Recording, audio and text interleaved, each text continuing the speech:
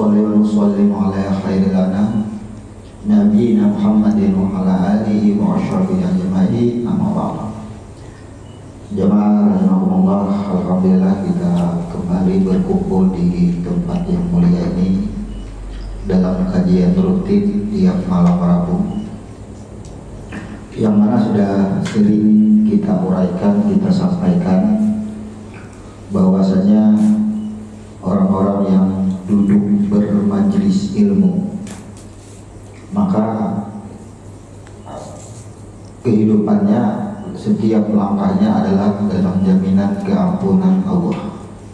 Inilah orang-orang yang berjuang dengan jiwanya, di mana kajian rutin kita ini adalah menguraikan, mengkaji, memutalaah daripada ilmu-ilmu yang mengenalkan diri kita akan kepada diri yang sebenarnya diri, hingga kita akan mengenal siapa Tuhan kita.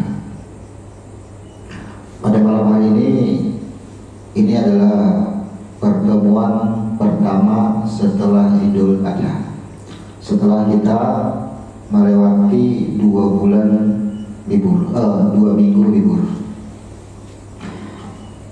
Pada malam hari ini sedikit kita akan membahas kepada makna sholawat. Pentingkah kita membahas sholawat?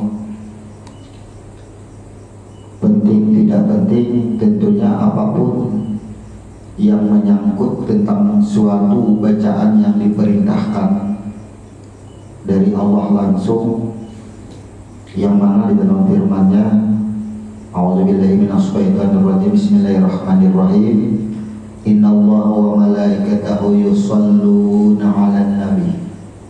Di sana Allah menyatakan, sesungguhnya kata Allah, aku pun, artinya Allah yang menciptakan saja ia bersolawat, malaikat bersolawat kepada siapa? Ya ayyuhalladzina amanu shallu alaihi wasallimu taslima. Maka diperintahkan kepada orang-orang yang beriman untuk mengucapkan atau untuk berselawat dengan penuh kehormatan. Artinya penuh penghormatan itu, kalau orang itu hormat itu berarti ia serius, khusyuk bahasanya. Nah, Allah pun berselawat. Di sini yang kita cari tahu, salawat Allah itu seperti apa? Apakah Allah dengan membaca Allahumma sholli ala Muhammad? Karena di sini dikatakan innallaha wa malaikatahu yusholluna 'alan nabi. Kemudian yang kita cari di sini, apa yang dimaksud dan siapa itu nabi. Maka terbanyak orang memakai dengan terjemahan di dalam Al-Quran, sehingga sholawat ini seringkali dikhususkan atau lebih diutamakan itu pada hari Jumat. Jadi hari Jumat itu banyak yang menyarankan, ulama-ulama, guru-guru dan lain-lainnya itu menyarankan hari Jumat untuk memperbanyak sholawat, mengkhususkan ada seperti itu atau lebih mengutamakan. Namun kita tidak masuk kepada ranah sesat menyesatkan, salah menyalahkan. Karena begitu ada yang berkata perbanyaklah sholawat pada hari Jumat, kita tidak akan tahu isi hati orang yang berkata seperti itu, apakah ia mengkhususkan atau menghukumkan. Kita tidak akan bisa membaca isi hati seseorang yang bisa menyarankan seperti itu dengan perkataan itu bid'ah. Karena yang dikatakan bid'ah adalah mengada-ada atau membuat-buat atau menentukan, mengkhususkan, akhirnya ini dibentuk suatu hukum. Nah, itu yang disebut bid'ah. Tapi kalau ada seorang ulama atau guru menyarankan perbanyaklah sholawat pada hari Jumat, apakah ia membuat hukum? Nah, ini yang harus kita dalami. Apakah ulama tadi yang berkata tidak boleh di hari lain, tidak akan bisa seperti itu. Ulama itu tidak akan berpikir seperti itu. Kenapa ulama menyarankan hari Jumat? Karena hari Jumat adalah hari berkumpulnya. Maka harus kita pahami dahulu kenapa diperintahkan ini harus bersolawat. Allah sendiri bersolawat. Nah, ini akan kita bahas dengan ilmu huruf. Apa yang dimaksud dengan ilmu huruf? Yaitu kita akan menjelaskan arti dan makna sholawat dengan memecah huruf per huruf yang tertulis di dalam bacaan atau huruf-huruf sholawat. Karena hurufnya ada huruf syad, huruf lam, huruf waw, dan huruf ta. Maka ketika ini nanti dibahas dengan ilmu huruf, kita pecahkan hurufnya, barulah kita mengerti dan bisa menjawab seperti apa Allah bersalawat kepada Nabi. Di sini sangat banyak orang yang mencari arti dan makna salawat Allah itu seperti apa. Bahkan salawat ini sering diamalkan. Setiap hari ada yang mengamalkan dengan berbagai macam tujuan. Bahkan doa tanpa didahului dengan sholawat, maka doa tidak terkabul. Kemudian dari sebuah hadis Muslim, Tirmidzi, Ibnu Majah, Kutubus Sittah, diterangkan bahwa barang siapa yang berselawat kepadaku, kata Nabi, 1 kali, maka Allah akan membalasnya dengan 10 kali. Ini yang harus dipertanyakan, itu ketika kita berselawat kepada Nabi, Allahumma sholli ala Muhammad, Allah akan membalas salawat itu dengan 10 kali. Ini otak kita, pemikiran kita harus cair. Seperti apa Allah membalas salawatnya seorang hamba itu yang cukup membaca 1 kali, kemudian Allah membalas dengan 10 kali. Apakah Allah dengan berkata Allahumma sholli ala Muhammad atau Allahumma sholli sayyidina Muhammad dengan 10 kali? Apakah Allah akan seperti itu?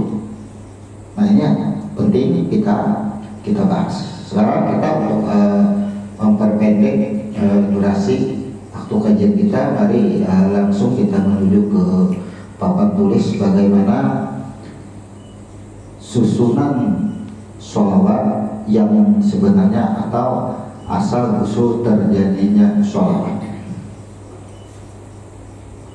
Yang pertama adalah dengan huruf syad, kemudian ada huruf lam, kemudian ada huruf waw, kemudian ada huruf ta. Ini disebut dengan sholawat. Huruf yang sudah kita bisa terdiri dari 4 huruf. Huruf syad bermakna maha benar. Di makna dari syad ini adalah maha benar.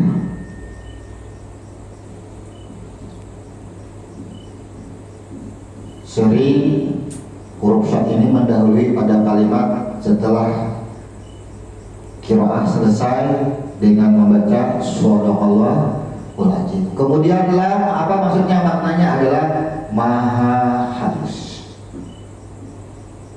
Siapa yang maha halus disebut dengan hamba, makhluk. Waw adalah wahid, wahid esa. Ta taubat, pengampunan.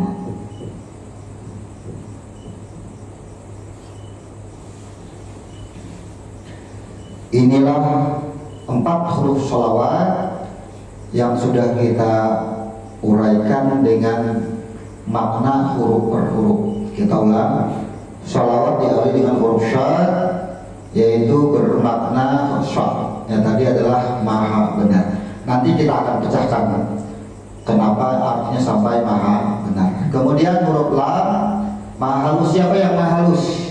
Yaitu makhluk. Ini langsung kita tulis sampai, karena menyangkut pada diri kita atau kemanusiaan. Wal wahid esa bisa dengan arti wara terpelihara dari menyekutukan Allah. Kemudian huruf ta dengan arti atau dengan makna taubat, yaitu pengampunan. Nah, mulailah kita untuk mempelajari sholawat ini dengan memunculkan suatu pertanyaan. Sholawat disusun dari 4 huruf, maka akan ada memunculkan kisah kenapa ketika dirangkai ini dibaca dengan sholawat. Sholawat adalah sebuah rangkaian yang sudah tersusun. Seandainya kita beramsal atau kita misalkan dengan huruf keduniaan, ada huruf ra atau huruf r bahasa kita, kemudian ada huruf mim, kemudian ada huruf h. Kalau kita barisi disebut dengan rumah. Ini kita amsalkan dulu sebelum memahami sholawat. Rumah, kenapa ini bisa disebut dengan atau dibaca dengan rumah? Kita cari tahu dulu. Rumah itu apa? Tempat tinggal. Sholawat apa? Dukungan. Sekarang yang dimunculkan itu dukungan, siapa yang mendukung, siapa yang didukung, dan dukungannya seperti apa.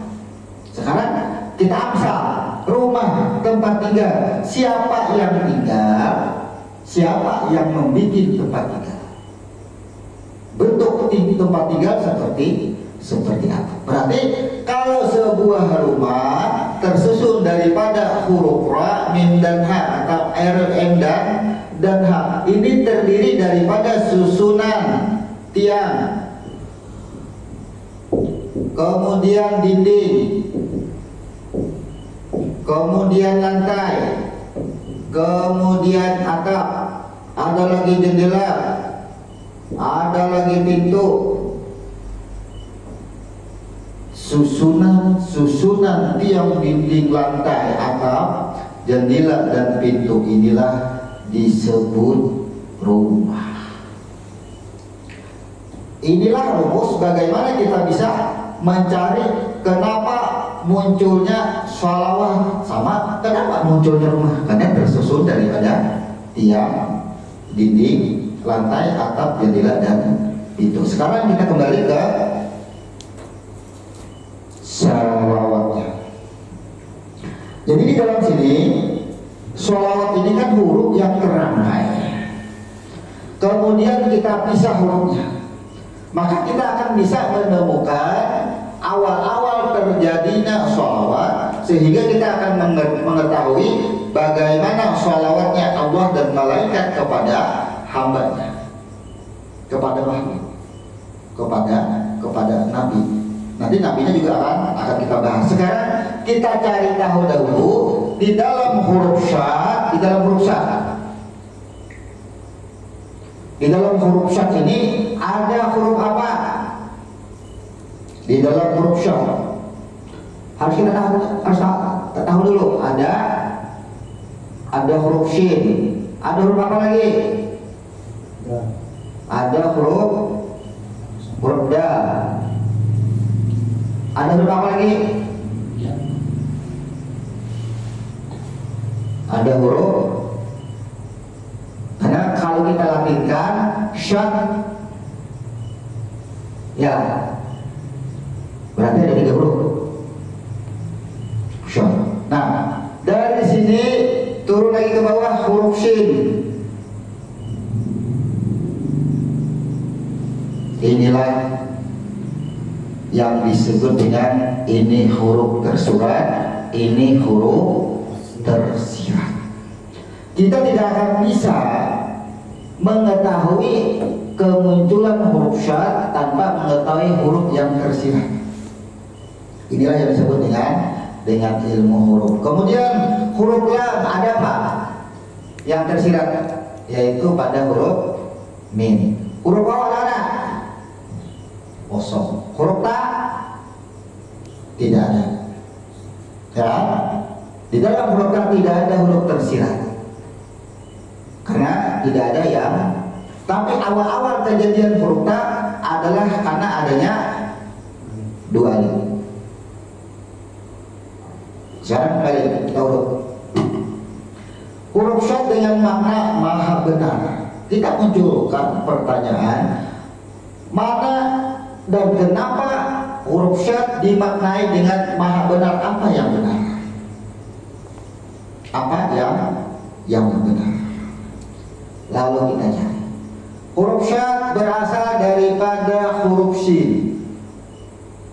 Huruf shin ya. Kemudian ha, kemudian ya. Siapa sini? Berarti huruf syad berasal daripada huruf shin. Huruf shin marilah kita pecah.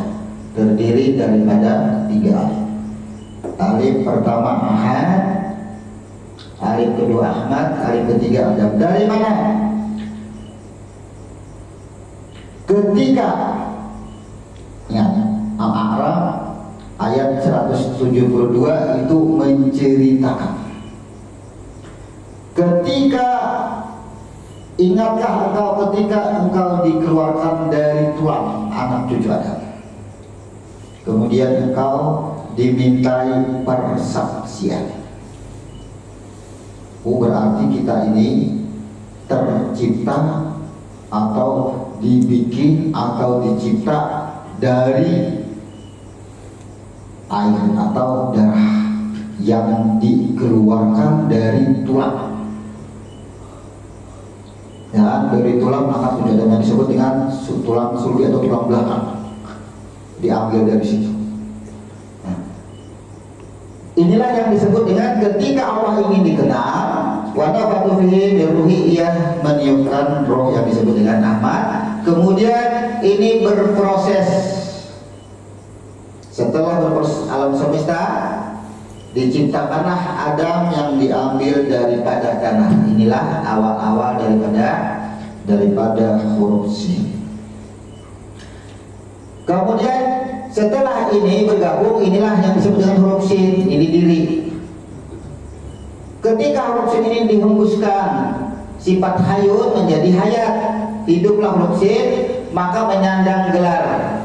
Jadi dal ini gelarnya, sandangannya, dengan makna menerima balasan. Dinyatakanlah sudah, ia akan mendiri ini akan menerima balasan baik dan buruknya. Jadi dari ini menerima balasan.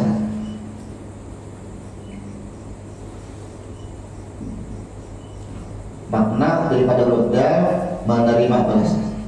Ketika sudah dihembuskan roh ini hidup, dinyatakanlah akan menerima balasan. Nah inilah yang disebut dengan maha benar. Kenapa disebut maha benar? Karena banyak manusia yang ingkar. Ketika sudah lahir ke muka bumi, ia tidak mengenali akan dirinya siapa yang hidup. Inilah yang ingkar. Disebut maha benar, benar semua kejadian diri kita. Jadi huruf syad ini menerangkan awal-awal kejadian diri kita, dan kita membenarkan karena persaksian diminta di sini. Ini dimaksud dari huruf syad. Makanya kalau syad maha benar, apa yang benar? Yaitu kejadian diri kita. Apa yang benar? Di sini kita dimintai persaksian. Al-A'raf ini jelas. Ayat 172. Ini kita persingkat. Jadi nanti silahkan dibuka Al-Quran Al-A'raf ayat 172 adalah dalilnya atau dasarnya yang menceritakan awal-awal kejadian diri kita yang diambil dari Adam, anak cucu Adam, dan dimintai persaksian. Ketika dimintai persaksian, kita akan mengatakan bala syahidna, karena Allah mengatakan alastu birabikum bala syahidna, sudah bersumpah dengan perjanjian yang 100% sudah maha benar. Jadi kita tidak keluar daripada perjanjian kita di sini. Inilah yang disebut dengan maha benar. Apapun yang diceritakan Allah, apapun yang dikatakan Allah, benar semua kejadiannya. Karena kita sudah bersaksi sebelum sebelum kita masih berupa air sudah dimintai persaksian, kita sudah bersaksi dan menjawab. Seandainya yang masih berupa air, sanggupkah engkau, kata Allah, ketika air ini akan aku proses, aku jadikan tulang berulang daging dan menjadilah diri yang disebut dengan manusia, sanggup pada menjalankan tugas, menerima amanah, menerima mandat. Ia menyanggupi, terlahirlah, disebutlah ya sebagai hamba yang menerima balasan. Tapi ketika yang air tadi tidak menerima, tidak sanggup, inilah yang disebut dengan, kalau orang perempuan keguguran, hamil, terjadi hamil, karena ia tidak sanggup. Ketika ia dimintai persaksian, dia tidak sanggup menjalani kehidupan di dunia, ia tidak bisa menerima. Inilah yang disebut kenapa adanya orang keguguran atau lahir dalam kematian, karena ia perjanjian dia tidak sanggup. Dari mana perjanjiannya? Ada banyak, di dalam Al-Baqarah juga diceritakan. La yukallifullahu nafsan illa wus'aha. Ketika manusia merasa berat, Allah sudah menyatakan, aku tidak akan membebani, terimalah. Tapi ya tidak sanggup menerima. Inilah yang bisa dikatakan dengan kelahiran yang berakibat dengan kematian, karena memang ia sudah ditakdirkan tidak sanggup untuk menerima perjanjian itu. Tadi pernyataan maha benar adalah kejadian diri kita yang benar. Semua yang Allah ceritakan di dalam Al-Quran 114 surah itu benar semua, tentang menceritakan baik kejadian diri kita maupun perjalanan kehidupan kita sesudahnya. Itu benar semuanya. Itu maksudnya. Kemudian yang kita cari, innallaha wa malaikatahu yusholluna 'alan nabi. Aku bersalawat, aku mendukung kepada siapa? Kepada diri. Aku, kata Allah, mencipta engkau, kemudian engkau akan aku jaga, aku pelihara engkau dalam ampunanku, kata Allah. Itulah yang disebut dengan dukungan Allah. Jadi Allah memberikan ilmu kepada kita, memberikan penglihatan, pendengaran. Itulah sholawatnya Allah kepada kita. Allah memberikan kemudahan, memberikan rezeki. Itulah bentuk-bentuk sholawat yang dikatakan Allah dengan innallaha, sesungguhnya aku akan mendukung engkau, aku akan berikan engkau. Makanya ketika kita bersolawat kepada Nabi satu kali, Allah membalas 10 kali. Bahasanya kita bersolawat itu ketika kita melaksanakan sunnah Nabi, satu kali yang kita kerjakan, Allah membalas dengan 10 kebaikan. Bahasa 10 kebaikan itu adalah kuasa Allah. Bukan Allah berkata ketika kita berkata Allahumma sholli ala Muhammad lalu Allah 10 kali membaca itu, bukan. Tapi Allah 10 kebaikan akan Allah berikan kepada kita. Allah permudah jalan kehidupan kita, rezeki kita, semuanya. Inilah yang disebut dengan sholawat diam. Berdiamnya kita sudah termasuk di situ. Ini benar semuanya. Makanya sholawat benar semua kejadian sebelum terciptanya alam semesta beserta isinya sampai setelah isinya menjalankan tugas-tugas fungsinya kehidupan di alam semesta ini, itu semuanya benar dalam aturannya Allah Subhanahu wa Ta'ala. Jadi inilah yang disebut dengan maha benar. Inilah yang disebut dengan bentuk dukungannya Allah. Kalau Allahumma sholli ala Muhammad itu bacaan sholawat, tapi sholawat yang sesungguhnya adalah kita melaksanakan perjanjian kita ketika ini sudah dimintai persaksian sebelum kita dibentuk, masih berupa air yang dikeluarkan dari Tuhan, itu dimintai persaksian, sudah kita menyatakan persaksian itu. Maka ketika ini sudah jadi pengakuan, semua persaksian ini terbungkus dan dinyatakan sah, berubahlah huruf-huruf ini kepada satu huruf, yaitu huruf syah. Hanya berubah, jadilah di sini kepada huruf syad. Nah, jadi menjadikan huruf syad ini adalah melalui berbagai macam proses dahulu, diproses dahulu. Bagaimana Allah? Sama ketika kita membuat rumah, tiangnya kita proses, lantainya kita proses, semua bahan-bahannya kita proses, barulah kita rangkai, baru disebut dengan rumah. Sama.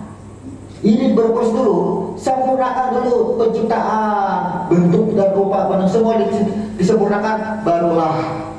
Jadi yang nampak huruf syad, padahal di dalam huruf syad ada 3 huruf.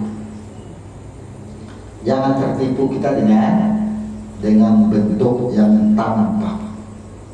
Sah ketika sudah rangkum semua perjanjian, dinyatakan benar semua dan kita akui itu. Ini sebagai persaksian kita.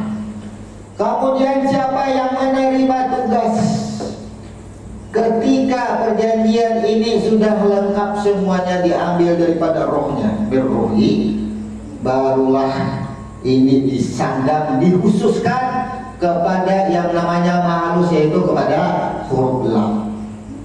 Maka kita yang hadir di sini adalah disebut dengan huruf lam, berbentuk, ada rupa dan bentuk. Inilah huruf lam. Ketika kita melihat seseorang sedang minum, dialah yang minum, yang terlihat. Nih, kita duduk semua di sini adalah huruf lam. Ketika seseorang melakukan minum, kita lihat, pasti kita akan melihat, menuduh yang minum adalah huruf lam. Padahal dia jasad, bentuk dan rupa. Siapa yang memerintahkan untuk minum? Nih, jiwanya, pikirannya. Inilah kita yang sering tertipu. Siapa yang minum? Kita akan menunjuk kepada apa yang kita lihat, tapi kita tidak pernah mencari kenapa ia minum. Oh, ternyata ia minum diperintah oleh jiwanya. Ketika kita melihat seseorang berbuat, sedang mandi, sedang berusaha, sedang bekerja, kita akan menuduh bulan bin bulan sedang berusaha, bentuk dan rupa. Pernahkah kita mempertanyakan kenapa dia berusaha, kenapa dia minum, kenapa dia makan? Ternyata pikirannya yang mengarahkan untuk dia beraktivitas. Inilah yang saya tertipu. Makanya ada diceritakan dalam sebuah cerita Sirah Nabawiyah. Pada saat kejadian perang, ada yang disebut dengan harta rampasan, ghanimah namanya. Ketika Nabi membagikan harta rampasan tadi kepada orang-orang yang baru masuk Islam alam, kemudian majulah salah satu daripada yang melihat kejadian itu, berkata kepada Nabi, itu dari beberapa sumber, mengatakan Muhammad tidak adil. Idil Muhammad, bagilah mereka, adillah Muhammad. Apa kata Nabi? Celakalah. Sesungguhnya aku berbuat karena Allah yang memerintah. Aku tidak akan berbuat kalau tidak Allah memerintah. Inilah kita tertipu dengan apa yang kita lihat. Kita tidak pernah mencari tahu kenapa ia berbuat seperti itu. Jiwanya sudah diarahkan oleh Allah untuk berperilaku seperti itu. Inilah pentingnya kita membahas guru. Lalu apa kata Nabi lagi? Celakalah orang-orang seperti kamu. Akan datang ada orang-orang seperti kamu. Celaka. Ia hanya melihat kepada apa yang ia lihat, jahirnya, mata kepalanya yang lihat, ia tuduh salah. Maka orang-orang itu adalah orang-orang yang ahli tahfiz Quran, ahli ibadah, ahli tahajud, ahli puasa. Sesungguhnya bacaan Al-Qurannya tidak melewati tenggorokan. Ia ahli Quran, ahli baca, ia tidak mengerti tentang huruf, maka ia tidak akan bisa membaca isi pikiran. Maka ketika kita melihat seseorang, apapun yang dilakukan oleh orang lain, jangan pernah salahkan orang lain sebelum kita menanyakan, atau bahasa kita sekarang mengklarifikasi. Karena Nabi pun sudah pernah dituduh Muhammad tidak adil, Muhammad adalah Muhammad. Muhammad sudah pernah dituduh, Nabi Muhammad sudah pernah dituduh seperti itu. Tapi Nabi tidak akan berbuat, karena Nabi aku tidak akan berbuat tanpa diperintahkan oleh Allah. Inilah pentingnya kita. Ternyata jangan pernah kita melihat perbuatan yang jahil ini langsung memunculkan tuduhan dan fitnah. Kenapa? Ini yang berbuat. orang dalam ada yang berdua, yaitu dengan jiwa. Karena mim dengan arti jiwa, jiwa sama dengan pikiran wujudnya. Kemudian setelah huruf lam ada huruf waw. Jadi orang yang berada, kita ulang sedikit, orang yang berada pada huruf syad berarti orang-orang yang mengenal akan dirinya dan Tuhannya, mengenal akan perjanjiannya sejak ia dimintai persaksian, maka ia dalam menjalankan tugas. Siapa yang menjalankan tugasnya? Yaitu pada huruf lam yang tampak. Ia tidak akan berani keluar daripada segala persaksiannya. Persaksiannya salah satunya adalah bala syahidna man anta man ana, engkau Tuhanku. Maka ini dilambangkan dengan huruf waw. Ia tetap mengesahkan Allah, aku adalah engkau. Bala saya engkau adalah Tuhanku. Makanya ada huruf waw. Kalau orang banyak membaca sholawat tapi ia bersekutu, ia berdukun, tidak disebut ia bersolawat walaupun ia membaca sholawat, tapi ia berbuat syirik.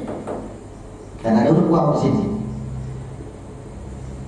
Orang yang hidupnya selalu bersolawat, maka ia tidak keluar daripada huruf waw karena ia sudah melakukan persaksian. Engkau Tuhanku, aku adalah engkau. Maka apa jaminannya? Ketika huruf syad ini adalah ibarat buku lah, ini pedoman, ini menceritakan awal-awal kejadian huruf syad, menceritakan awal kejadian diri. Ini menceritakan bahan dasar terjadinya huruf lam. Jadi huruf syad ini menceritakan bahan dasar terjadinya huruf lam dan menceritakan bagaimana huruf lam untuk hidup, menjalankan kehidupannya. Ini syad ini menceritakan ini. Kata huruf syad kepada lam, wahai huruf lam. Ini kita ilustrasikan dengan bahasa kita. Engkau jangan pernah lupa bahwa diri engkau diciptakan daripada ruhnya Allah Ta'ala. Yang roh itu tadi berproses menjadi alam semesta, yaitu dari nur, jadi nur dulu. Kemudian alam semesta ada tanah, diambillah diciptakan Adam, barulah tercipta engkau. Nah, disinilah yang disebut dengan syad, memperingatkan kepada huruf lam, jangan pernah lupa. Ketika huruf lam ini ia berdukun, ia berbuat syirik, huruf syad memperingatkan rakyat. Ingat, engkau sudah bersaksi, engkau sudah sanggup menjalani kehidupan engkau nanti di dunia, engkau tidak akan menduakan Tuhan kau. Sudah ada perjanji sebagai pengingat. Jadi huruf syad di sini adalah lam, ini menceritakan bahan baku terciptanya makhluk dan menceritakan atau pengingat pedoman dalam menjalankan berkehidupan. Ini pedomannya. Ini yang melaksanakannya. Jadi ini tetap ya tidak keluar daripada apabila berdukun atau berbuat syirik apapun, maka sholawatnya batal. Adalah huruf waw. Maka orang-orang nih huruf lam yang selalu ingat kepada sejarah. Jadi ini pelaku, anggap aja ini diri kita. Ingat kepada asal kejadian diri kita menyeluruh. Maka ia tidak akan keluar. Nah, dari mengisahkan Allah. Maka apa balasannya? Engkau dalam ampunanku, selamatlah. Selama kehidupan kita, napas kita selalu dalam ampunannya Allah. Ampuni terus. Kenapa? Karena roh yang terjadi yang awal pun sudah mendapatkan ampunan. Jadi aplikasi ampunan ini melekat pada darah, pada air tadi yang menjadi makhluk lagi. Inilah yang disebut dengan sholawat. Ternyata sholawat adalah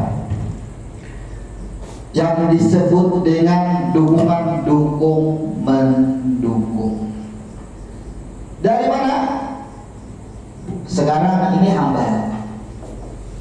Bagaimana seorang hamba itu bersolawat, bukan membaca selawat, maka ia tidak keluar dalam aktivitas kehidupannya. Ia akan ingat bagaimana asal usul kejadian dirinya. Satu. Kemudian selama ia dihidupkan. Ia dalam menjalankan kehidupan, ia tidak keluar daripada aturan-aturan yang sudah diambil persaksiannya, tidak akan keluar. Maka inilah yang disebut hamba yang bersalawat, disebut salawat diam. Diamnya ia mengetahui asal usul dirinya, diamnya ia mengerti bagaimana ia menjalankan kehidupan, menggunakan mata, menggunakan telinga, menggunakan mulut, menggunakan hidung, menggunakan kaki, tangan, hati, dan segala macam organ-organ tubuh. Ia gunakan sesuai persaksian dan perjanjiannya ketika diambil persaksian masih dalam berbentuk air.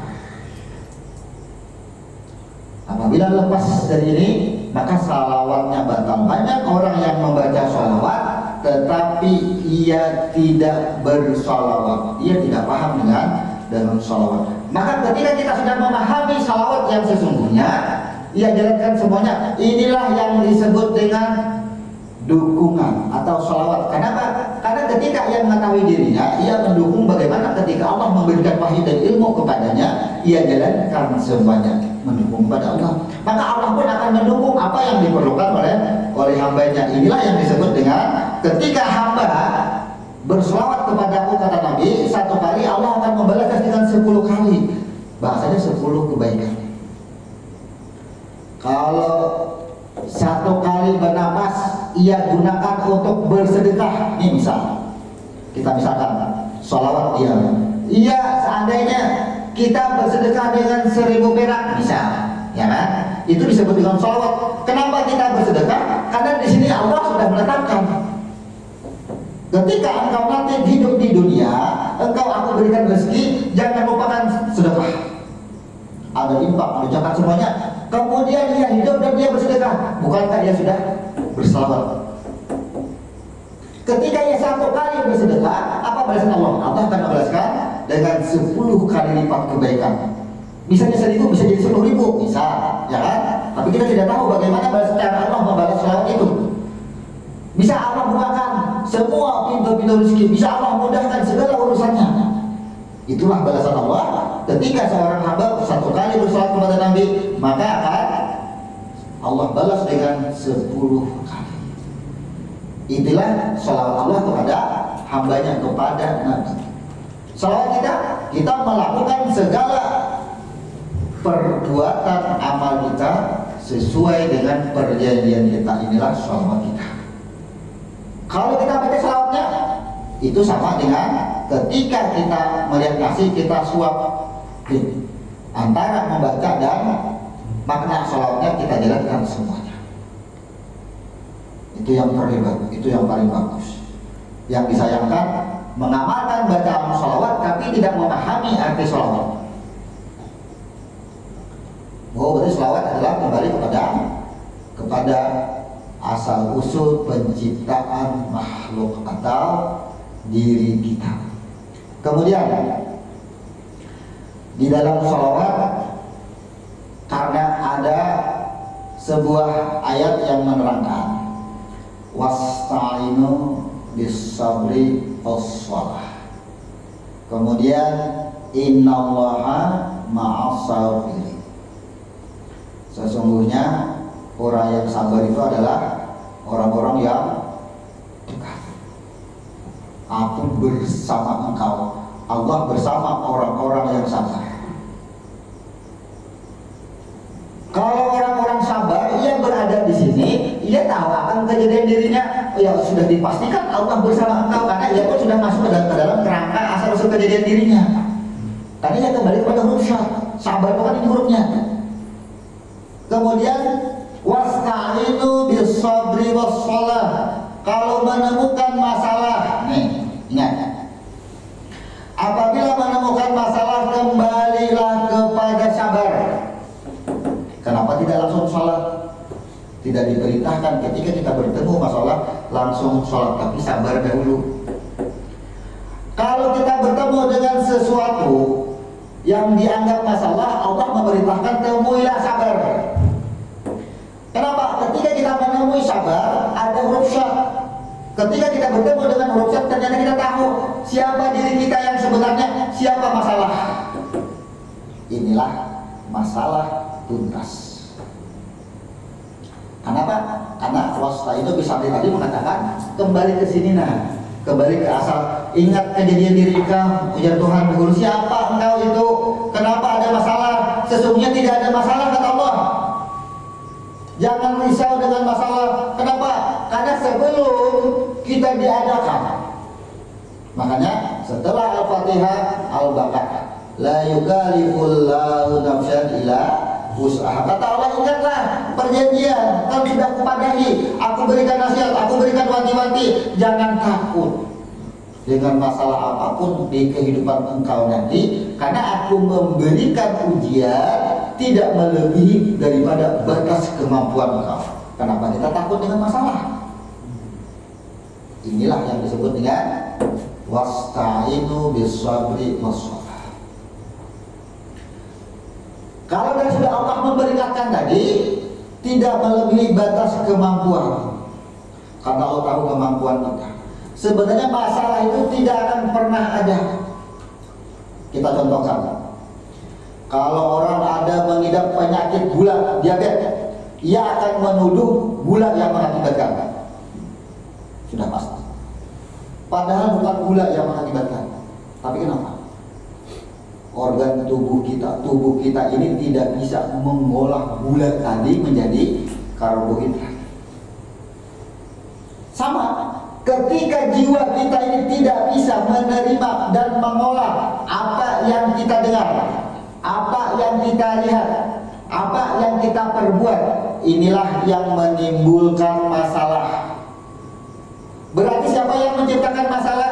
Ternyata pikiran kita sendiri. Mendengar orang bercerita, mendengar seseorang berkata apapun, melihat seseorang berbuat apapun tidak sesuai dengan hati kita, dengan perasaan kita, dengan mata kita, lalu kita mencemooh, lalu kita bersakit hati. Siapa? Ternyata pikiran kita lah yang menciptakan masalah. Ini tergantung jiwa. Kitalah tidak mampu mengolah apa yang kita dengar, kita tidak mampu mengolah apa yang kita lihat, kita tidak mampu mengolah apa yang kita perbuat, lalu muncullah masalah. Bukan masalah yang menimbulkan pusingnya kita, tapi apa? Pusingnya kitalah yang membuat masalah. Kalau jiwa kita bersih, tetap berada di dalam perjanjian kita yang awal, maka diri kita selamat. Karena sholawat adalah untuk keselamatan. Tidak disebut sholawat, tidak bisa disebut selamat kita itu kalau jiwa kita kotor, kalau jiwa kita lupa akan kejadian diri kita, kalau jiwa kita lupa bagaimana pedoman menjalankan kehidupan. Inilah yang selalu masalah bertubi-tubi. Tidak akan pernah hilang suatu masalah jika jiwa kita ini tidak bisa mengolah. Sama makanan pun seperti itu. Ketika nasi masuk ke dalam mulut dan ke dalam batang tubuh, tidak bisa diproses oleh lambung, usus besar, tidak bisa diproses oleh ginjal, jadi racun. Berarti siapa yang salah? Bukan nasi yang salah, tapi kesalahan memproses, mengolahnya. Tidak bisa diolah. Sama, ketika bisikan masuk ke dalam telinga, ketika sesuatu nampak di hadapan mata kita tidak mampu mengolah yang kita lihat, barulah jadi masalah. Tapi kalau kita kembalikan ke asal, disinilah masalah hilang. Ini biangnya masalah.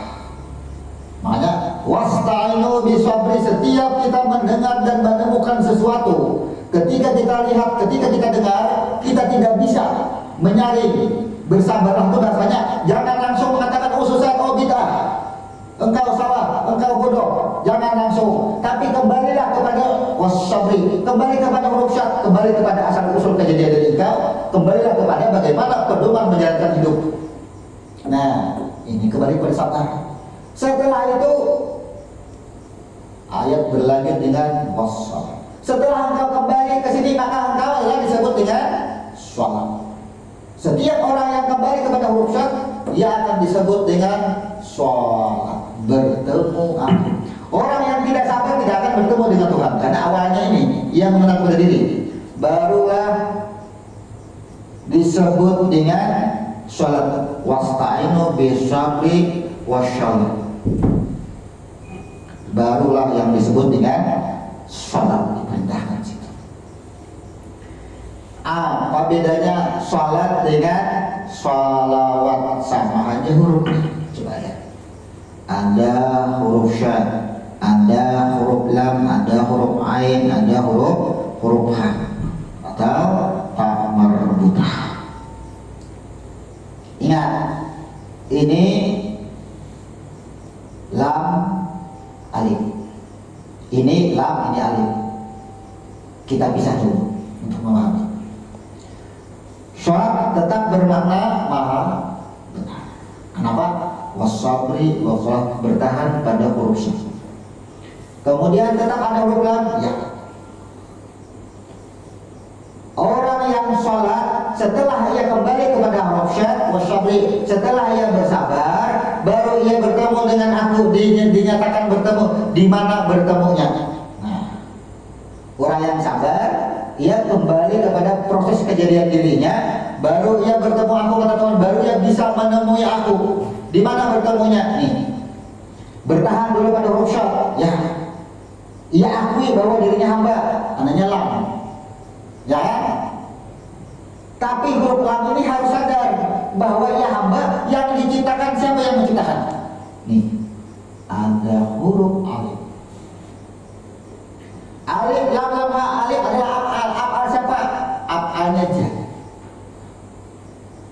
Tidak bisa kita berbuat sombong, lupa diri. Lam, makhluk, anggap ini sekarang diri kita. Jangan lupa ada huruf alif di depan, bahwa engkau aku yang menciptakan, kata alif.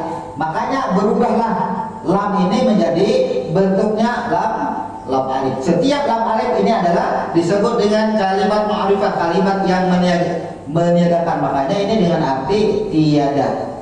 Makanya kan banyak dengan kalimat setiap lam alif. Maka la ilaha illallah, sama kalimat yang meniadakan. Ketika la ilaha, maka siapa yang ditiadakan? Ilaha. Ilah ini adalah meniadakan kepada huruf lam, makhluk ditiadakan. La ilaha. Makanya ketika lam dan dipisah dengan alif menjadi lam alif. Siapa yang ditiadakannya huruf lam, makhluk, tiada. Kemudian ada yang merasa hidup, lupa siapa yang hidup. Ia mengakui bahwa aku dihidupkan. Bukan dihidupkan kita ini hanya tanda kehidupan, yaitu hayat. Ada yang sesungguhnya. Kenapa? Nih, ada huruf ta marbutah yang berasal daripada huruf ha. Maka huruf ha disinilah yang memperingatkan bahwa kehidupan kita ini, roh yang dihembuskan ke dalam batang tubuh dan menjadi batang tubuh adalah berasal daripada roh yang disucikan. Makanya hak batitik dua yang disebut dengan ta marbutah. Inilah sejarahnya. Bila bertahan pada huruf syad, inilah baru dikatakan sholat bertemu dengan aku. Makanya wasta'inu bis sabri wassalah. Sebelum sholat di sini ada huruf sabar, wasyabri, wassalah. Sabar dulu, hanya temui aku. Tahu kan? Maka jangan pernah lupa diri. Jangan menyatakan diri kita hidup. Kenapa? Karena roh yang dihembuskan ke dalam batang tubuh kita adalah berasal daripada roh yang disucikan. Sekarang kalau sholawat tak biasa, tapi kalau sholat tak marbutah, di mana bedanya? Kalau tak biasa ini barangnya, barang yang diberikan. Tapi kalau tak marbutah ini adalah roh yang menerima barang Ini penerima barang yang disebut taubat tadi, pengampunan. Yang melakukan pengampunannya ini, yang diberikan pengampunannya, ini huruf H ini yang diberikan pengampunannya. Makanya alif 2 ini bisa bunyi mengecil lah ini ke dalam tak marbutah, mengecil. Menceritakan supaya kita jangan lengah, jangan lupa. Itu barang taubatnya, ini ampunannya. Ini ampunannya huruf tak. Ini ampunannya. Di dalam ampunannya menceritakan siapa yang memberikan ampunan, ada alif Ahad. Dan yang menerima ampunan adalah si Ahmad Qadaroh. Nih, maka bentuknya adalah, makanya huruf H ini bentuknya sebagai nah, nih bentuknya huruf H. Di mana letaknya? Kalau ini kita tarik nih gulu leher kita, ini kepala. Ini apa? Nah, inilah pantat kita. Ini tulang lurus. Nah, Al-A'raf ayat 172. Ingatkah engkau ketika engkau dikeluarkan dari tulang nih? Ini tulangnya. Nah, ini tulang. Disinilah kita dikeluarkan tulang sulbi. Al-A'raf menjelaskan ini berada di tulang belakang. Makanya ini huruf H bentuknya pas di tubuh kita. Jadi jangan lupa. Huruf H inilah kalau kita mau bermain angka ini bukan dikata. Di dalam Al-Quran 1/3 hak Allah. Fatihah 7 ayat, 3 ayat hak Allah 1/3. Batang tubuh kita 1/3. Inilah yang disebut dengan 1/3 nih. 1/3. Sekarang waktu Allah akan turun ke langit dunia di 1/3 malam. Nih, ini ulama berdebat. Jangan membayangkan bagaimana cara Allah turun ke langit dunia.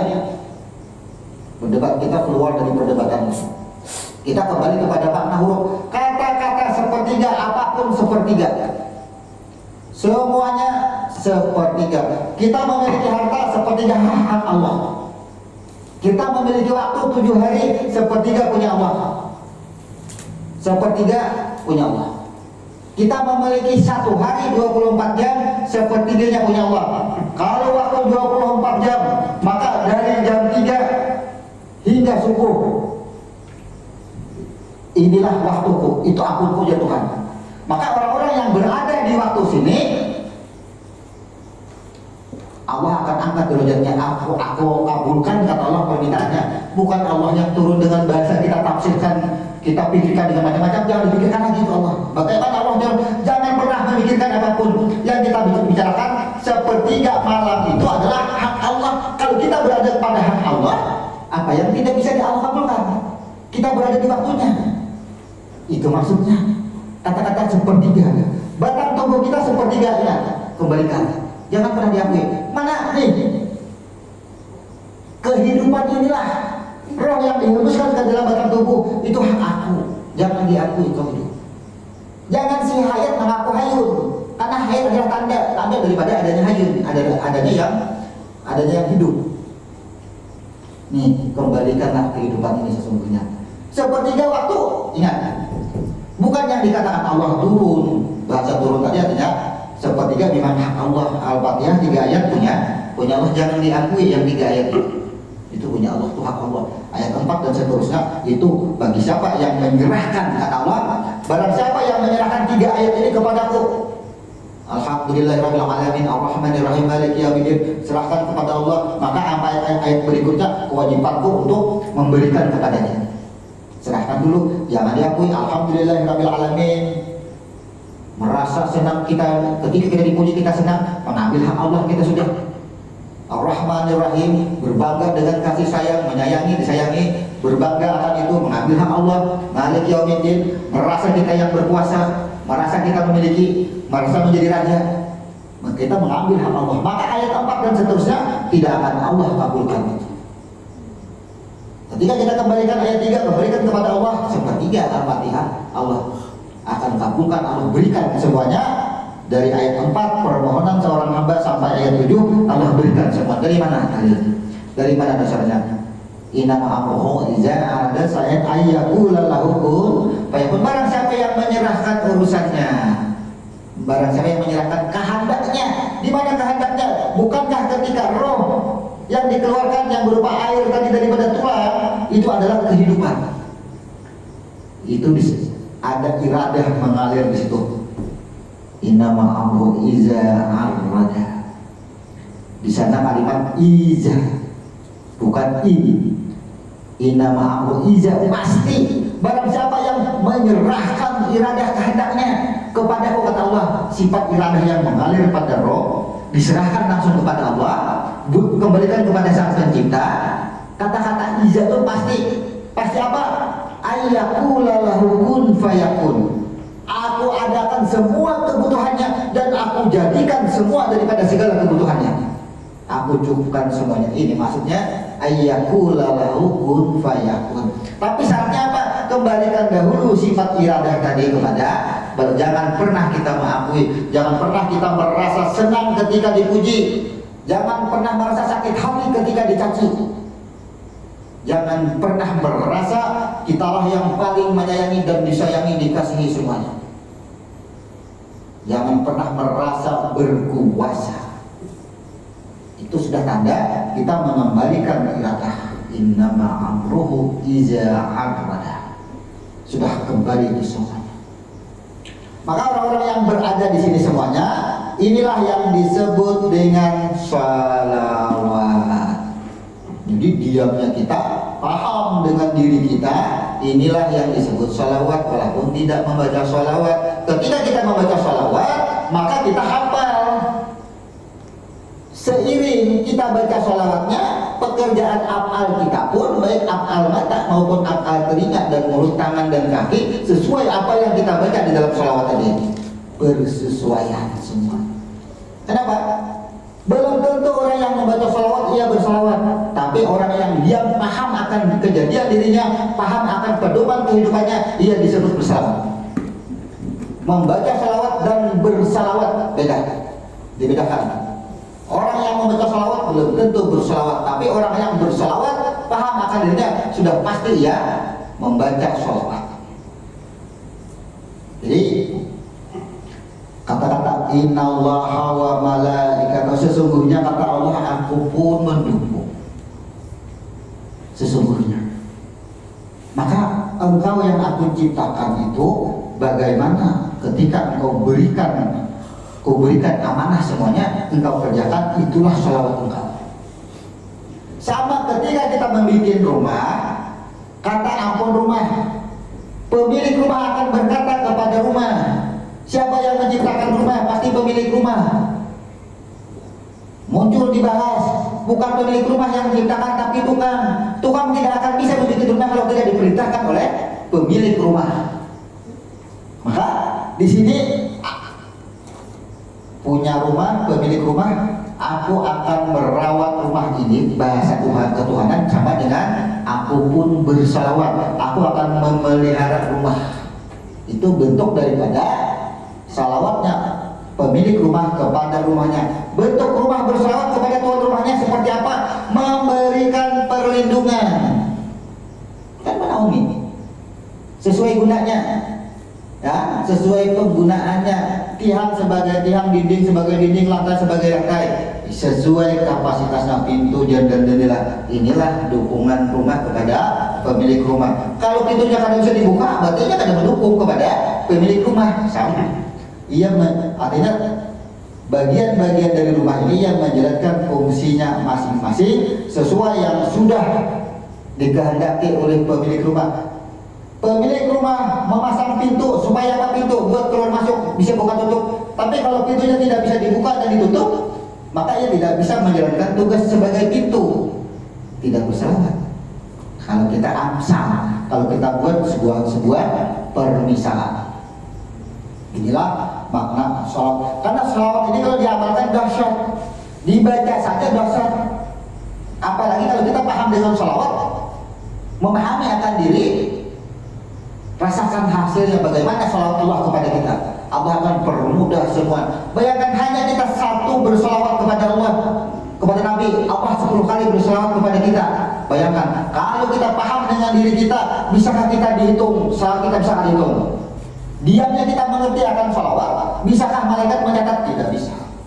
Disinilah adalah perumpamaan seorang bertanya dengan malaikat, di mana malaikat menyerupai manusia, kemudian ditanyakan, siapa engkau malaikat? Apa tugas engkau? Mencatat. Apa yang engkau catat? Semua amal manusia aku catat. Bahkan hujan pun berapa juta tetes aku catat. Kemudian ditanyakan, dari tugas engkau mencatat, engkau laporkan kepada Allah Ta'ala, kepada Tuhan. Pernahkah catatan engkau itu ditolak oleh Allah? Tidak pernah satupun catatanku yang ditolak oleh Allah. Hujan berapa ribu tetes, tidak pernah melecet satu catatan. Kemudian adakah yang tidak engkau bisa catat di muka bumi ini dari perbuatan makhluk? Ada. Ketika seorang hamba bersalawat, malaikat tidak mampu mencatat, langsung diserahkan kepada Allah. Makanya ketika kita bersalawat, Allah 10 kali langsung membalas. Inilah keistimewaan salawat. Nah, di dalam Al-Quran dinyatakan, innallaha wa malaikatahu yusalluna 'alan nabi. Ada 3 huruf. Salawat diperuntukkan kepada yang 3 huruf ini. Ingat, salawat diperuntukkan kepada yang 3 huruf ini. Hurufnya adalah huruf penyerta daripada huruf ba. Ketika seorang makhluk sudah dinyatakan insan, ia disertakan dengan huruf ya, karena ia akan menerima beban dan tugas. Jadi huruf ya ini penyerta tambahan. Di mana Allah bersalawat kepada Nabi, ingat, ada huruf nun, maka nun inilah yang disebut dengan cahaya yang asal, yaitu Ahmad. Nih, ruh yang asal. Nih, ruh yang asal. Dari roh inilah berproses menjadi alam semesta dan seisinya. Alam semesta dan seisinya, sampai yang disebut dengan makhluk. Nah, alam semesta dan seisinya dari ini dicabut. Kemudian sesungguhnya aku mendukung kepada cahaya yang asal, karena dari cahaya yang asal aku ciptakan alam semesta beserta isinya, semuanya mendapatkan salawat. Nih, tidak mempedulikan siapapun. Kenapa? Karena daripada roh ini diciptakan alam semesta beserta isinya, mendapatkan ampunan pasti sudah pasti mendapatkan ampunan Allah karena daripada roh.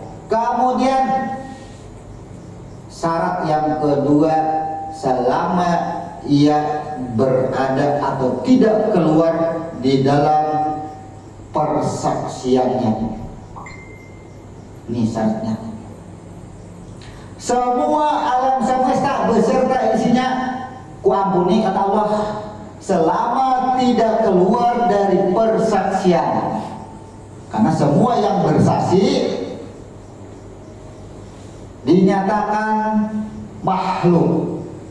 Tidak satupun makhluk di muka bumi ini yang tidak dimintai persaksian. Tapi ketika sudah dilahirkan ke muka bumi, ia lari dari persaksian itu, ia tidak kembali, maka tidak disebut Islam, tidak kembali. Nah, ini persyaratan untuk mendapatkan ampunan. Makanya ayat itu didahului dengan innallaha wa malaikatahu yusalluna 'alan nabi, tidak didahului dengan kalimat izah. Hanya izallaha wa malaikatahu, pasti aku berikan, maka tidak ada pengecualian. Kata-kata in tadi adalah aku berikan ada dengan syarat, berarti tidak pasti bisa mendapatkan ampunan, bisa tidak. Kalau orang yang selalu berada di dalam persaksiannya, tetap mengakui aku Tuhan engkau, aku akan ampuni. Inilah yang disebut dengan terciptanya neraka. Orang-orang yang tidak mengakui, yang keluar dari persaksiannya, maka ia tidak mendapatkan ampunan Allah, disebut dengan kafir. Maka inilah yang disebut dengan neraka. Karenanya keluar dari persaksiannya. Inilah yang disebut dengan surga dan neraka. Ternyata kita sendirilah yang menciptakan. Kenapa? Ketika kita masih dimintai persaksian, balau engkau Tuhanku, balau syahidna. Kenapa kita ketika lahir ke muka bumi kita lupa akan diri kita dan keluar menjalankan sendiri-sendiri kehidupan daripada pedoman-pedoman yang sudah Allah berikan kepada kita? Berarti kita keluar dari persaksian kita. Maka kata-kata innallaha, sesungguhnya aku mendukung, Allah cabut dukungan itu. Makanya tidak mendapatkan ampunannya Allah. Inilah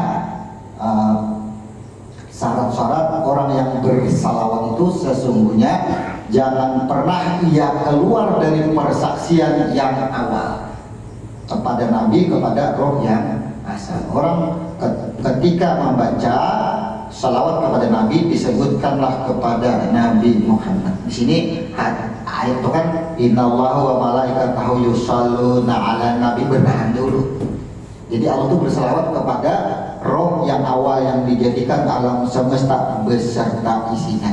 Setelah ayat itu, setelah ini alam semesta dan isi-isinya tercipta dan jadi, baru ayat itu bersambung. Ya kan? Ya ayyuhalladzina amanu sallu wassallimu taslima.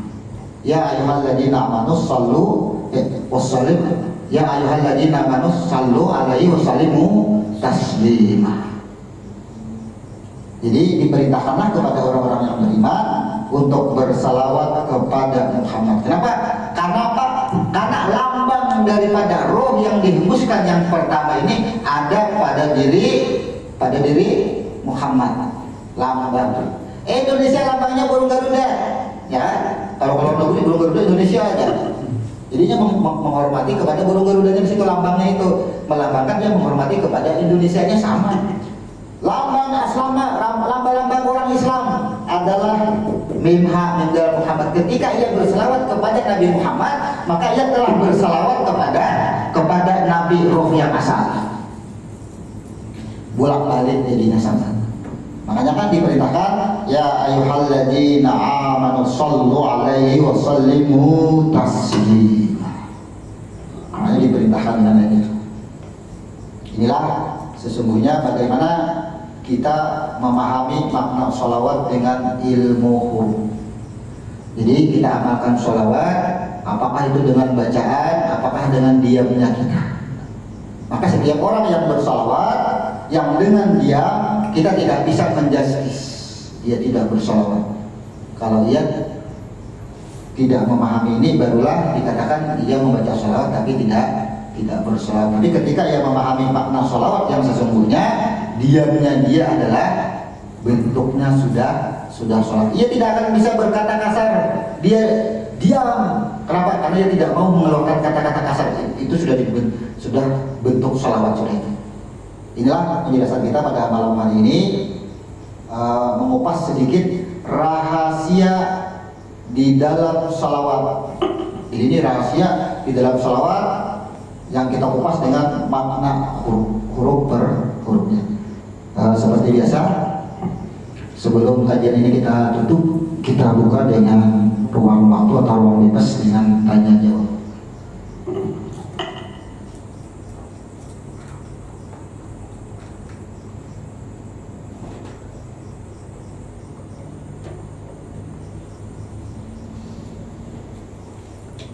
Silakan, kalau ada yang tanyakan. Kalau sholawat kan ada orang yang bersolawat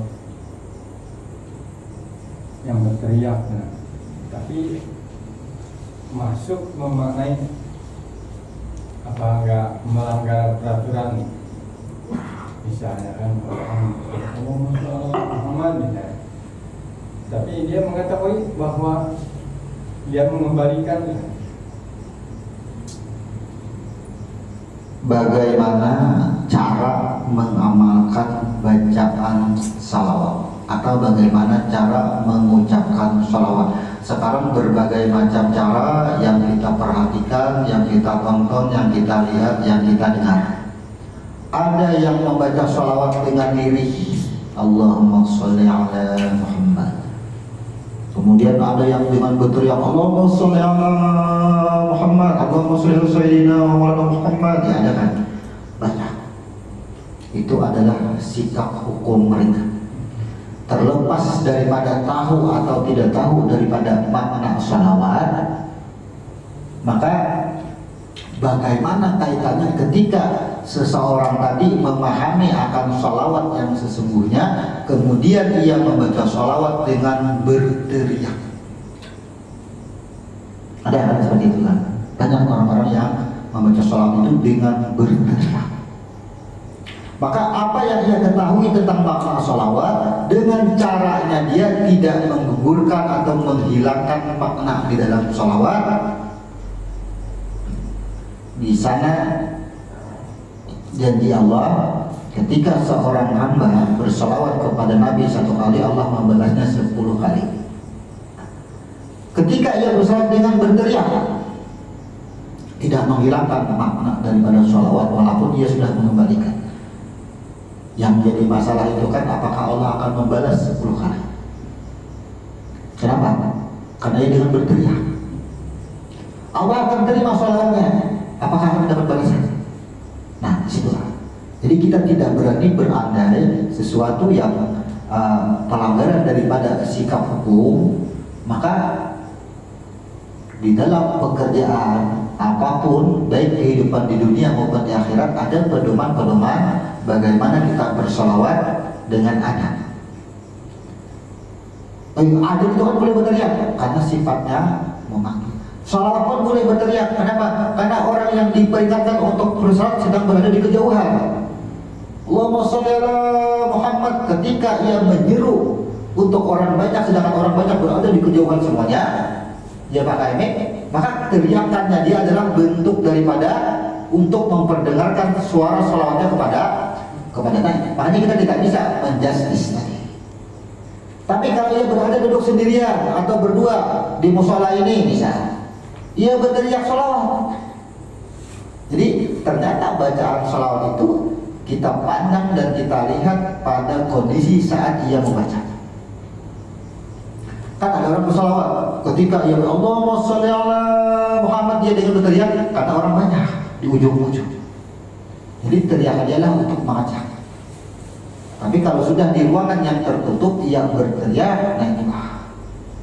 Jadi kondisikanlah membaca sholawat itu pada tempat-tempat apakah kita ini sifatnya menyeru atau mengajak, ataukah hanya untuk wilayah kita tersendiri. Maka di dalam hal ini kita selalu untuk menjaga hati dan di jiwa kita ini berada di dalam keselamatan itu, apapun.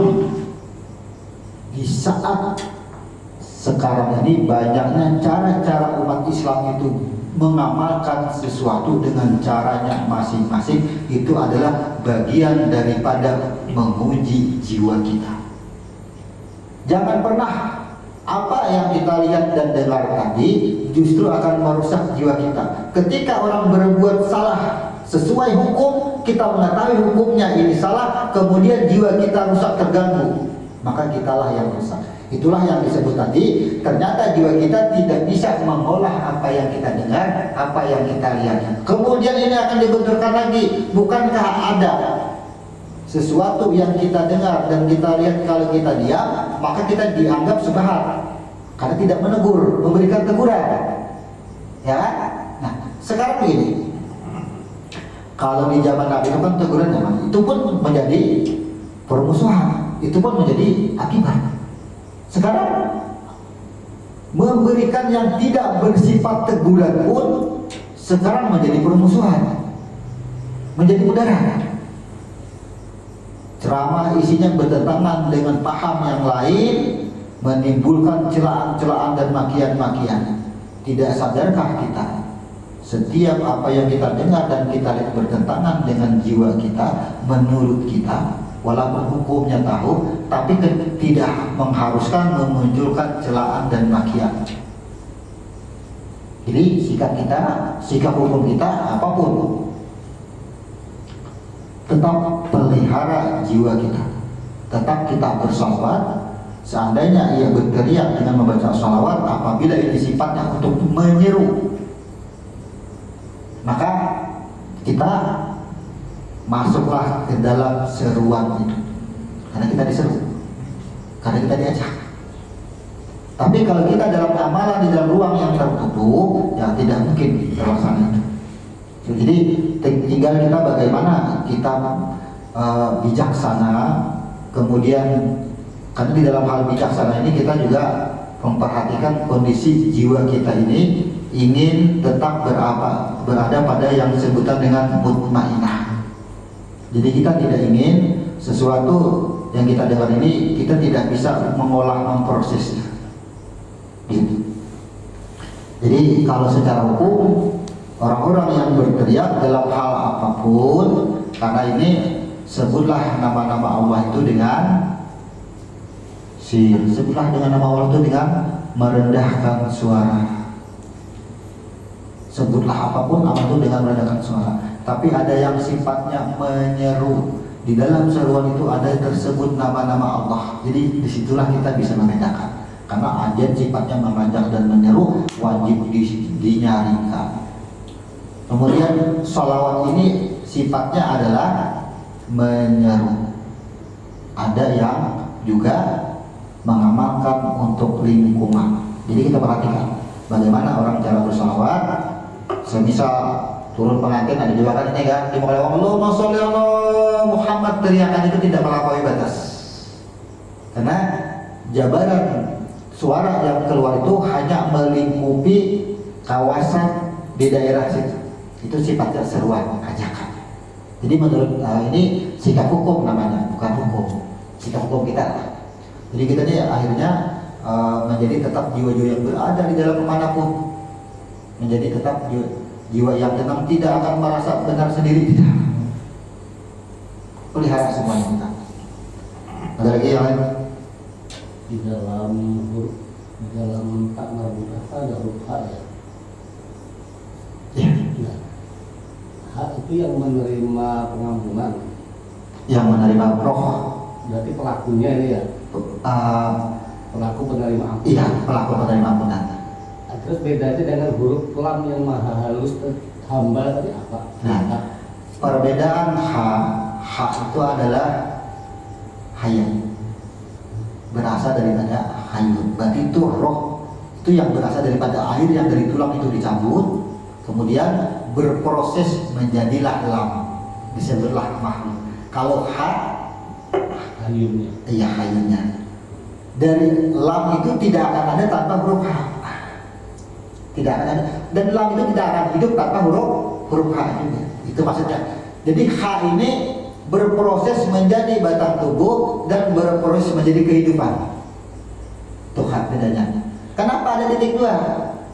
Kenapa? Karena roh yang sudah disucikan, roh yang sudah bertaubat. Itu. Jadi itu artinya perbedaan huruf. Perbedaan huruf pun maka akan memaknai. Jadi akhirnya susunan huruf itu dari mana huruf lam ini? Ternyata daripada roh. Roh ini dilambangkan dengan huruf H. Jadi H itu semuanya adalah melambangkan daripada perjalanan roh yang dihembuskan. Semuanya. H seperti tak marbutah juga huruf H. H biasa itu H menyedangkan hayat dan hayut juga sama. Kenapa? Di mana bedanya? Karena dari H yang berbentuk tak marbutah itu melambangkan sepertiga daripada haknya Allah. Artinya itu murni, itu hak Allah murni itu. Tapi ketika ini sudah dihembuskan, haknya berbentuk lagi. Nah, kemudian dari hak tadi berbentuk. Kenapa? Karena wujud hak ini sudah berubah dari air tadi, berubahlah wujudnya, kelihatan sudah. Makanya hak yang berbentuk itu tuh akan bisa bertitik di atas menjadi hak khalifah, bertitik ke bawah menjadi jim, kesempurnaan, berhubungan dengan wajhulah. Jadi coba kalau kita gambarkan, ini bagus ini. Kita gambarkan sedikit sejarah membedakan antara huruf H mana? Tidak ya? Sumber awal huruf H ini dulu. Nah, sumber awal kan huruf H. Huruf H ini dimintai persaksian kan awal nih. Yang dikeluarkan di gambar ini lambang lah, bukan airnya tapi lambang dulu dilambangkan dengan huruf H. Inilah yang dimintai persaksian. Setelah ini dimintai persaksian, barulah dinyatakan sah, berubahlah menjadi nihayun, ya kan? Disebut dengan kehidupan. Ini sumber kehidupan, ini kehidupannya. Dari hah ini, nah berubahlah dalam sini, tetap hah juga, tetap hah yang masih hah yang kedua disebut dengan hayat, masih belum bertitik.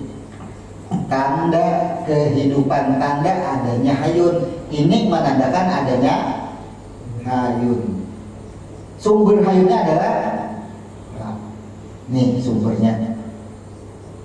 Setelah tanda kehidupan ini ada, muncul lagi ke sini, masih sama bentuknya, bertitiklah di sini. Disebut apa?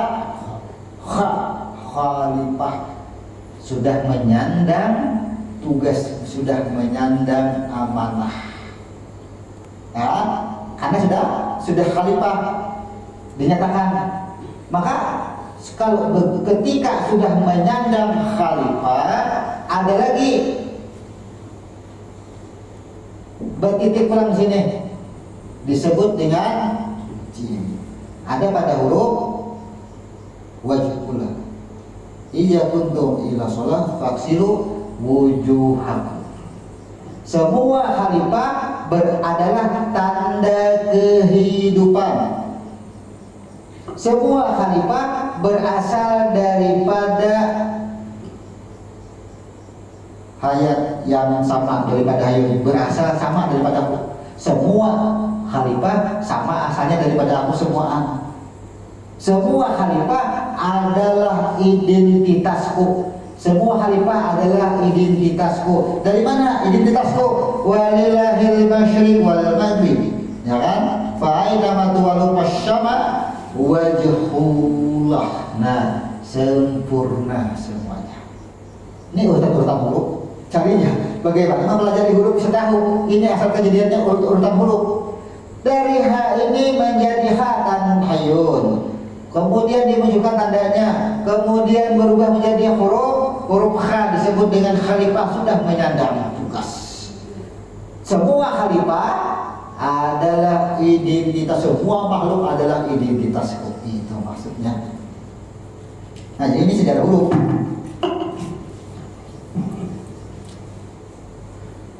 Jadi kalau ada yang berkata kamilah yang merasa, yang tinggi ilmunya, yang lain tidak sempurna, yang lain di bawah. Ingat apa kata Allah? Tidak akan aku berikan ilmu itu kecuali sangat sedikit. Tidak ada.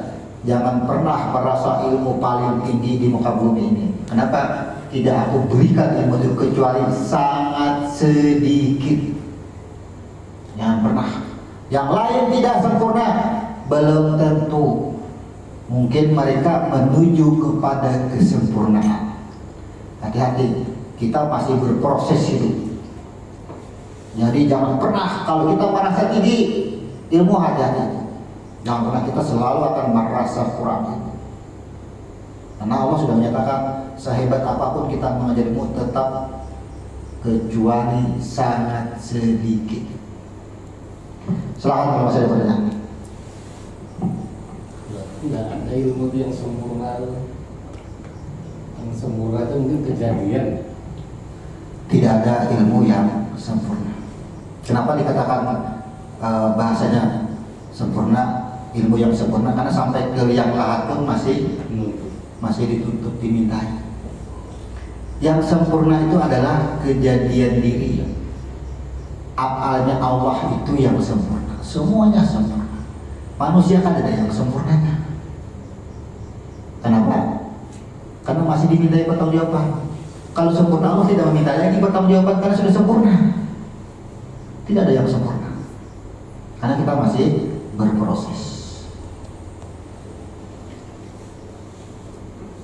Jadi kita ini, materi-materi kita ini, kita akan kembali menelaah, mengkaji, membuat tema, membuat materi kepada hal-hal yang mungkin amalan kita keseharian.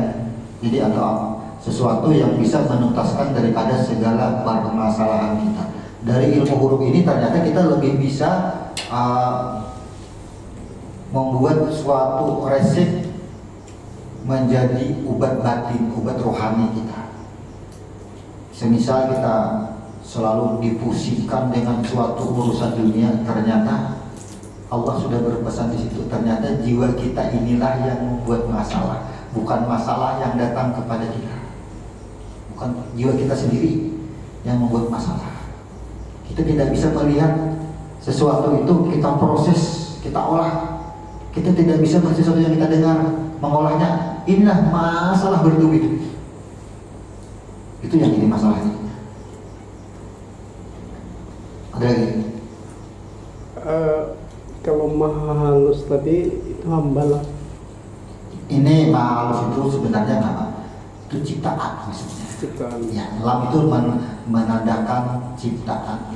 Karena di situ ada sifat dan asma.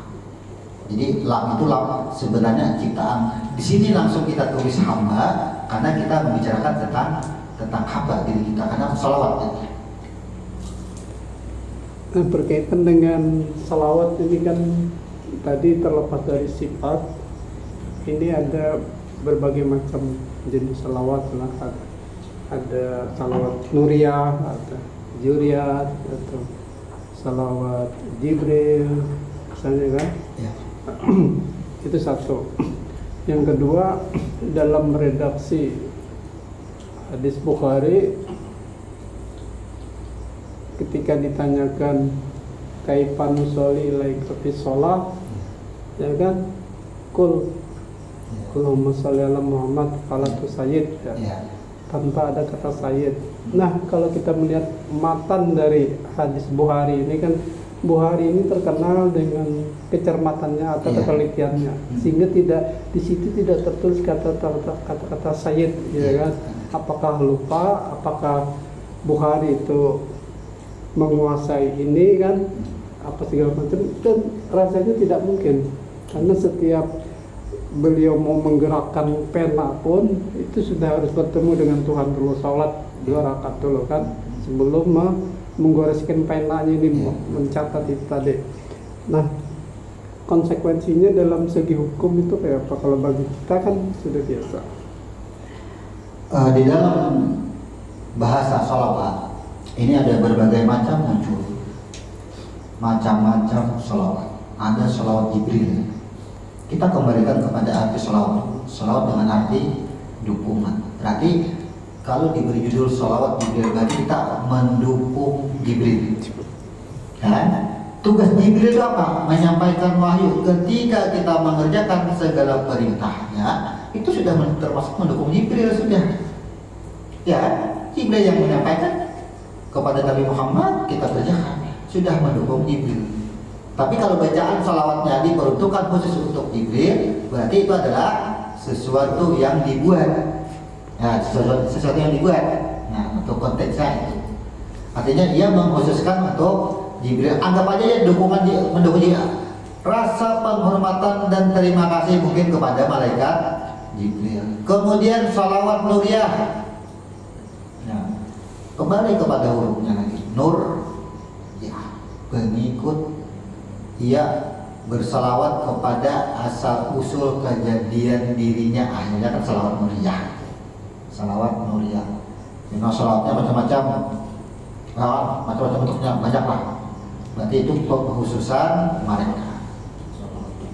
Kemudian berkaitan dengan sebuah hadis yang dari Bukhari, kaifan nusolli ilaika. Kemudian dijawab dengan bahasa Allahumma sholli ala Muhammad fala yusayyid. Artinya ucapkanlah Allahumma sholli ala Muhammad, jangan engkau tambah syahid. Di sini dari asbabul wurud itu setelah dipelajari dan kita baca itu ada dua orang dari negeri Basrah kalau salah lah, itu datang menghadap Rasul langsung dan mendekat. Kaifa nusolli ilaika, bagaimana kami berselawat kepada engkau. Maka kata-kata engkau itu langsung menunjuk kepada makhluk yang bernama Muhammad bin Abdullah. Ya, langsung, karena redaksi hadis itu terjadi dari asbabul wurud, diceritakan itu langsung berhadapan dengan Nabi Muhammad.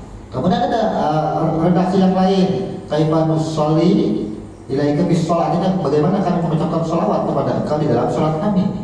Maka itu berakhir dengan innaka hamidum majid. Nah, di sini tidak ada penambahan sholawat dan tidak ada penambahan sayyid, kalimat sayyid. Akhirnya ulama berbeda pandangan dalam hal ini. Kalau kita langsung menyebut Allahumma sholli ala Muhammad kada ada, ya, karena tidak didahului dengan kalimat syahid, ia mengutamakan adab. Kemudian segolongan yang lain ia hanya mengikuti redaksi, karena Nabi pun memerintahkan seperti itu, dan itu mengikuti larangannya, hanya jangan engkau tambah, fala yusyai, jangan engkau tambah. Maka lebih cenderung kita kepada sikap hukum untuk tidak menambah syahid, karena Nabi yang memerintahkan itu. Nah, adapun hal ulama yang lain berpendapat tidak kami sebut syahid di dalam sholat tapi di luar sholat. Nah, maka kita kupas syahidul, artinya penghulu, ya kan, syahidul. Kalau syahid itu kan penghulu hari, tapi kalau syahid berarti itu adalah pendahuluannya, penghulu hari. Nah, penghulu hari apa? Ahad, ya kan? Saidul hari itu adalah hari Ahad sebenarnya, kan Ahad kita dulu, hari Ahad. Kemudian saidnya Islam itu, saidnya kembali itu siapa? Selama itu kan Ibrahim. Makanya di dalam sholawat ada sebut dengan Ibrahim, makanya ada sholawat Ibrahim, ya. Artinya mendukung bagaimana kita bersholawat Ibrahim, berkorban, termasuk sholawat Ibrahim, karena mendukung Ibrahim. Kemudian kepada Nabi Muhammad melaksanakan semua apa yang disunahkan, disyariatkan oleh Nabi Muhammad. Sholawat bentuknya sholawat Muhammad namanya, sholawat Nabi. Cuma ini ada penambahan dalam ucapan sayyid. Kata-kata sayyid ini sudah meluas. Bahkan ulama Arab Saudi pun membolehkan menambah syahid di luar sholat. Maka tentunya karena redaksi hadis berbunyi kaifa nusolli ilaika fis shalah, ya, di dalam sholat, lalulah disinilah pecah pembedaan pendapat. Artinya di dalam sembahyang, di dalam sholat aja yang kan boleh menambah sayyid. Kalau di luar sembahyang, kadang yang kita berkata lawan Nabi bertamuan menyambat sidin jaka bahasa kampung ini basisi kah? Ada hormatnya. Mengiau camat siapa karena kan karena gelarnya camat, panggillah camat dahulu Pak Camat. Tidak menyebut nama langsung. Ia memisahkan seperti itu. Namun kita silakan mau yang menambah syahid maupun yang tidak ada hukum. Jadi kita memakai syahid atau kada itu sekarang adakah ancamannya? Barang siapa yang mengucapkan sholawat tidak beradab langsung Allahumma sholli ala Muhammad akan mendapatkan ancaman neraka misalnya, adalah tidak ditemukan. Ya, kalian ditemukan innallaha wa malaikatahu yusholluna 'alan nabi. Itu terpotong dari situ, jangan sambung. Kenapa? Itu sholawat pertama itu Allah berikan hanya kepada ruh yang asal, disebut Nabi. Barulah muncul perintah penjahilannya, ya ayyuhalladzina amanu. Nah, wahai orang-orang yang beriman, shallu alaihi wa sallimu taslima. Bersalawatlah engkau kepada Muhammad dengan sebenar-benarnya kekhusyuan atau penghormatan. Maka disinilah yang muncul, ya kan? orang-orang yang beriman hanya diperintahkan bersolawat, tidak ditemukan lagi bagaimana cara bersolawatnya itu hanya dengan hadis Bukhari tadi.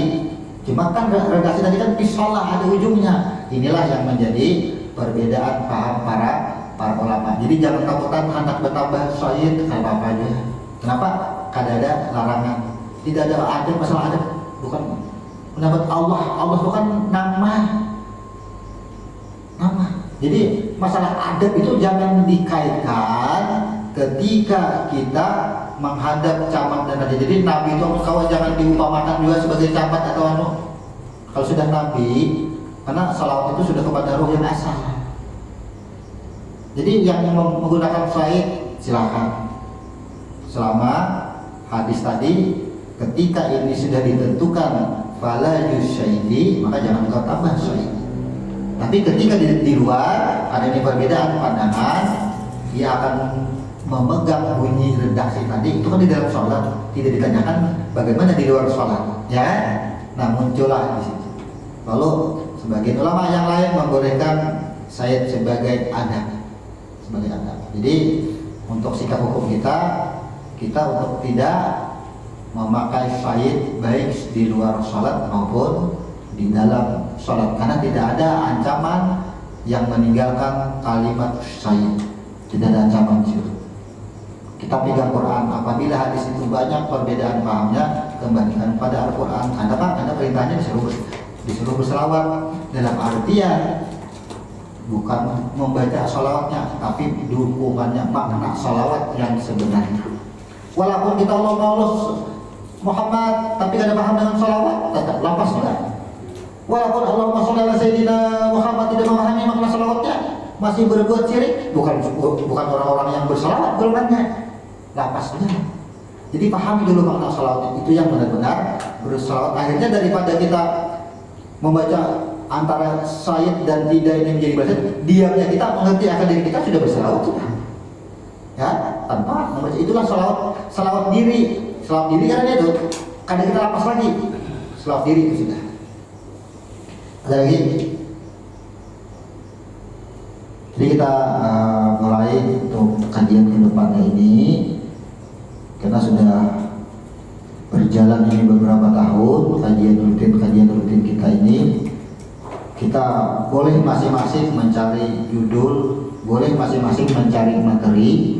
Jadi setiap kita bahas itu bisa berkenaan dengan kebutuhan amalan kita, itu lebih baik. Kita bahas. Oh, aku mengamalkan ini misalnya, bagaimana maknanya? Nah, kita kupas dengan huruf terus.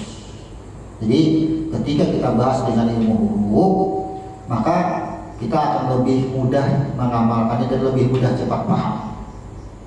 Ini yang harus kita telah terus berkepanjangan, artinya continue, tidak berhenti. Insya Allah orang-orang yang duduk bermajlis ilmu ini, sebagaimana yang dikatakan dalam beberapa sumber hadis, adalah orang-orang yang syahid, orang-orang yang berjuang dengan jiwanya. Maka orang-orang yang dalam ampunan Tuhan setiap langkahnya, setiap kehidupannya, niatnya ingin menuntut ilmu. Terus setelah pulang dari sini, kita menantikan untuk minggu berikutnya, maka putaran jam dan detik itu adalah selalu ampunan Allah yang sampai, karena kita menunggu kepada waktu yang berikutnya. Kita menuntut bukan untuk sesuatu yang tidak bermanfaat, karena ini untuk mencari diri kita yang sebenarnya diri dan mengenalkan diri kita kepada siapa sesungguhnya yang menciptakan kita. Inilah pentingnya bermajelis ilmu, karena ini juga bagian daripada kita menyerahkan waktu yang sepertiga hak Allah. Kita serahkan 7 hari, kita serahkan sepertiganya. 1 malam ada waktu yang di sepertiga punya Allah di situ. Allah turun itu maksudnya karena Allah berada di jam-jam hak Allah itu di situ. Jadi kita serahkan di situ. Lagi, kalau sudah ada kita tutup. Subhanallah wa bihamdihi asyhadu an la ilaha illa anta astaghfiruka wa atubu ilaik. Assalamualaikum warahmatullahi wabarakatuh.